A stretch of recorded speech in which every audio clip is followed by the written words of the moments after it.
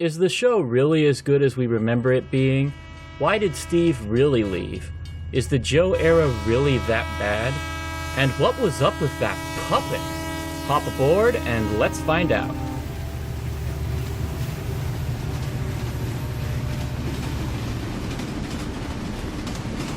Welcome back to Nostalgia Train, and this is it. This is the episode where we talk about the big one, Blue's Clues.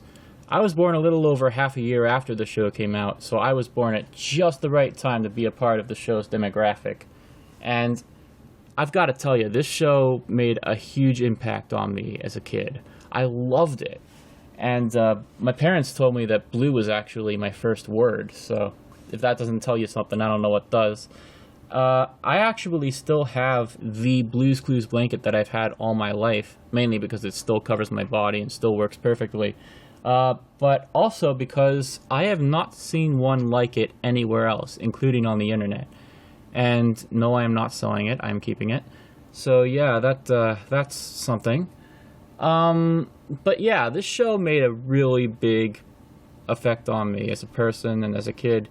And it taught me a lot, because I'm mildly autistic. So that show really helped me learn about things like understanding how other people feel, seeing things from other people's perspectives, counting, reading, and writing, and things like that. I also really liked the humor in the show, and of course the animation and the characters as well. Looking back now, I'm not really a big South Park fan, but I've got to say the animation back then was kind of similar. You know how they use like paper cutouts and stuff? It was kind of like that. Not quite as choppy, but still, it had that look to it. And it was nice. It was like a kid-friendly South Park, if you will. But yeah, and also Steve, the host.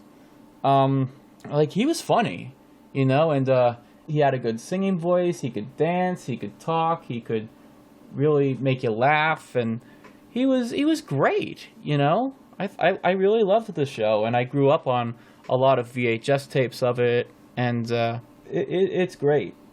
I actually recently watched the complete series, not all at once, obviously, but like in terms of like sharing it on archive.org, you know, the complete Steve era versus the complete Joe era, finding the line and splitting it up there. With the Steve era, you can tell that he was not planning on being on that show forever. I mean, he stayed on for like the first 4 seasons of the show. And watching it, like, at the beginning of the first season, he was, like, bouncing off the walls. He was like, oh, it's a clue, you know, and he was, like, really into it. And then, like, right in the middle of season 1, starting with, I think it was What Does Blue Want to Make, when he kind of toned it down, like, ooh, it does have Blue's paw print on it. It's a clue. And it was like, is that even the same person? It was, but, you know, he was almost, like, completely different in terms of, like, how he expressed his excitement, you know? And from there on, like, by the end of season 4, he was, like, barely excited at all. He was like, oh, look at that. It's a clue, you know? And it was, like, very much obvious that he was starting to want to be exploring other forms of entertainment. And in this case, it was music. He wanted to be a musician. And he left the show and did just that. By the way, I highly recommend his 2 albums, Songs for Dust Mites and Deep Sea Recovery Efforts. Songs for Dust Mites is the only one that got an official release, while Deep Sea Recovery Efforts was sort of... It was never released on CD or tape or vinyl or anything, but it did come out as an MP3 download. Both albums are fantastic. He also has a project with Stephen Drodes from the Flaming Lips called Steven, and that was alright too. But Steve's solo work, that stuff's really good.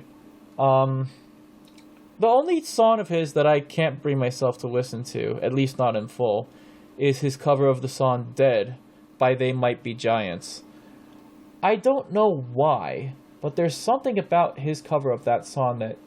I remember the first time I heard the song Dead, and upon listening to it, I felt awkward and unhappy suddenly, because it felt like I was saying goodbye to Blue and all her friends, and I didn't want to think about it.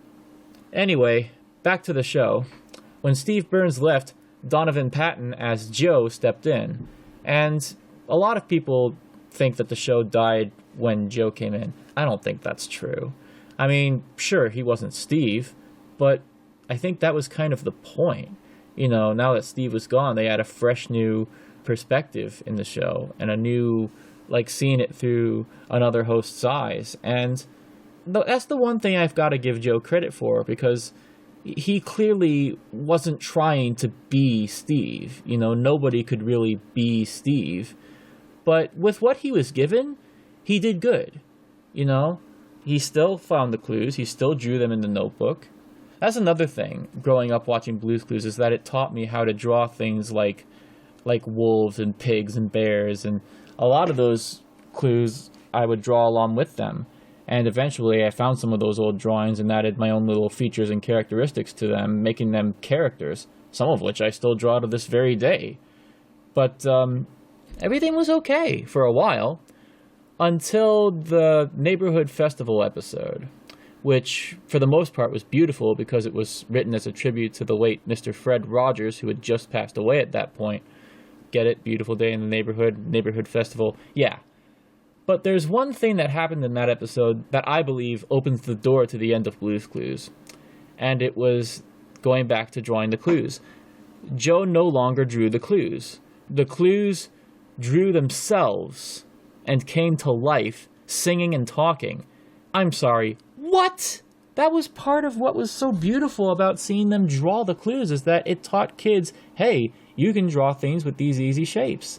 And it worked, you know, and it was a lot of fun for me to do as a kid, and I'm sure a lot of others will agree with me on that. The point of drawing the clues is teaching the kids how to draw things using simple shapes. But now that the clues are drawing themselves and coming to life, that took away from that. So it's like, what's the point of this? And so yeah, that was pretty unwatchable for me. But what really sucked was when Blue's Room happened.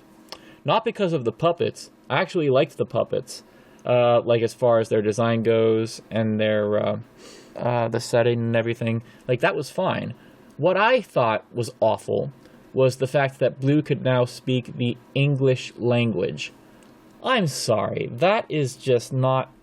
Like there's a formula that Blue's Clues followed as far as, like, this character is like this character is like this. And making the characters puppets is one thing, that's fine. But taking a non-speaking character and suddenly making them speak for the sake of, oh, we're making a spin-off. Come on, people. Like, that's just not right. You know, you had a good thing the way it was. Why screw it up now, you know? She's not supposed to talk English. If anything, you should have had Tracy Page Johnson be her puppeteer and still make her do the barking that she did. Yeah, that was when it really went downhill. And the fact that they shortened the Blue's Clues song at the beginning as well, that was not good either. But yeah, like, they totally changed, like, the formula of how a Blue's Clues episode should be, you know, and it was not for the better. So it was no surprise that the show did not last long after that change was made. I think only like 12 episodes were made of season 6, which was the last season of the show before Blue's Room took over. But then in 2019, we got the reboot, Blue's Clues and You, with Josh De La Cruz as the new host. A lot of people auditioned for Blue's Clues and You, myself included, through a video. Now, obviously, I didn't get the role. But that's not really surprising, honestly, because, like, my mind was so preoccupied with, because I was just getting into college and everything. So if I did something wrong in the video audition, it wouldn't surprise me because my mind was all over the place. But hey, I had a notebook. I had a green striped hoodie it was an Old Navy hoodie that I got at Goodwill with the exact same stripe pattern as Steve's shirt. Like, how awesome is that? I've been coming up with, like, this low-budget Steve cosplay outfit of sorts. Probably gonna use it in, like, comic book cons or Halloween parties or whatever, you know? And that's great, you know, that I can do that. But back to Blue's Clues and You now. Mr. Salt, Mrs. Pepper, Mailbox, and all those characters are like still animated basically the same, but with a slight redesign. But Blue and Magenta, on the other hand, have been given total makeovers. They're like, instead of paper cutout South Park-like characters, they're like CGI now. And at first I was like, okay, why would you do that? But eventually it grew on me, you know? Do I still prefer their original design? Yes. But I don't hate this new design. In fact, it's kind of grown on me. I kind of like it. Not quite as good as the original, but I still like it. And Josh, he may not be Steve, but he is a pretty close second. And like he's holding up as a host. He's taking Blue's Clues and making it his own. He is really good. He's doing a great job. And of course, Donovan Patton as Joe pops up once in a while. Steve did once in the first episode, which is a remake of Snack Time, which was the first episode of the original show. Duh, of course they're going to start with that. But yeah, I mean, it was good, you know, seeing those characters again and being reintroduced to the charm of the original Blue's Clues series. And I was really psyched when Mr. Salt and Mrs. Pepper had twins, boy and a girl, because my mom's side of the family was a family of 5 kids, the oldest being a sister, and then there was a brother, and then there were boy and girl twins, my mom being the girl twin, and then they had one more boy. And this is almost identical to Mr. Salt and Mrs. Pepper's family, because they had the oldest as a girl, then they had a boy, and now they have twins, boy and girl. Now they just need one more boy, and the circle's complete, you know? And it's great, I think. Josh said in an interview long before the show aired that The Notebook was going to be a bit different than people remembered it. And when I heard that, it scared me. Because I was like, oh no, just what we need. A touchscreen notebook. Or a tablet notebook. Come on. Like, I get that technology is a very important part of life nowadays, absolutely. But I don't want my children, assuming I'm ever going to have any, to think that touchscreen technology is all that life is. Not every electronic is a touchscreen. Not everything has to be done electronically. So when the show aired, and it was just notebook on one side, iPhone on the other, that was a big relief to me, because I was like, okay, so it is still an actual notebook, but it has a phone on the other side. Okay, I like that. That works, you know, because it's bringing the old and the new together as one. And it's good. I really like that approach. And it's showing Josh drawing the clues again, so now kids can draw along with him again. And that's beautiful. I'm glad they're doing that again. One thing I noticed about Blue's Clues and You is that it lacks the opening and closing of the book at the beginning and end, because the whole point of the original show was that it takes place in a storybook. Well, where's the storybook now, you know? Unless it's like an ebook, which is different. But then again, I don't see the show opening up on a tablet or anything, so who knows? One thing that concerned me, though, was in the case of Blue's birthday, Joe was able to go there, and everyone else was able to go there, but something was wrong. There was no sign of Steve. If anything, he should have been the first person that Blue would have invited. Not to mention, there is no way he would say no to going to Blue's birthday party. I mean, come on, they've been through so much on the original show. How could he not be there? Why could he not be there? And you know, they haven't remade Blue's Big Mystery yet. I bet now that Steve's a detective, they're gonna do a remake of Blue's Big Mystery that'll involve a great deal of Steve. This reboot is not a retelling. This reboot is not a remake. This reboot is a continuation. This show takes place long after Steve got out of college. And I guess that Joe did too, now that he has a job at the present store. Maybe I'm reading too much into it. Then again, there wasn't any sign of the cash register anywhere. Unless that's Joe's boss, in which case, boy, that would be really something to see. There were a few episodes that really didn't need to be remade, but were remade anyway. Particularly, Magenta Gets Her Glasses. You know, because she already had glasses even before Steve left the original show. So when the reboot was made and Blue showed that Magenta was no longer wearing glasses, I immediately thought, oh, Magenta's not wearing glasses anymore. She must have either A, started wearing contact lenses, or B, had laser eye surgery. Because, you know, it's been years since the original show started. It takes place long after the original show ended. So why would Magenta need to get her glasses again if she already had them? You see what I mean? Like, it doesn't make any sense. And going back to Blue's birthday, Blue already had turquoise. So why is she getting turquoise for her birthday again? Unless it's a descendant of the original turquoise. Maybe I'm reading too much into it. Anyway, one thing that I hope to see Blue's Clues and You do in the near future is to accept the fact that they can't be doing remakes forever. Now, don't get me wrong, starting the show off with remakes was genius because it introduced the new audience to the charm of the original show and reacquainted the old audience with it. And it was a very good idea to do that. But remakes of classic episodes, a reboot lives not on, especially if the host is someone who's brand new. So, eventually, if they want the show to stand out on its own, out of the shadow of the original show, they're gonna have to start writing episodes that are actually new. Like, maybe write an episode about telling the truth and honesty. That's a subject that Blue's Clues has never tackled before. And now, with this coronavirus going around, why not have an episode about ways you can keep yourself from boredom while staying in the house? You know, I mean, just, the possibilities are endless. You can talk about anything. Hell, look at Sesame Street. That show's been on the air for 50 years now, and they are still finding new things to talk about. Autism, addiction, death even. I mean, if they can do it, so can Blue's Clues. Especially now. I mean, a lot has changed since 2004 when the show ended. If anything, they should be coming up with new ideas of like, okay, here's a new thing we can talk about. Here's something we've never talked about before. Blah, blah, blah.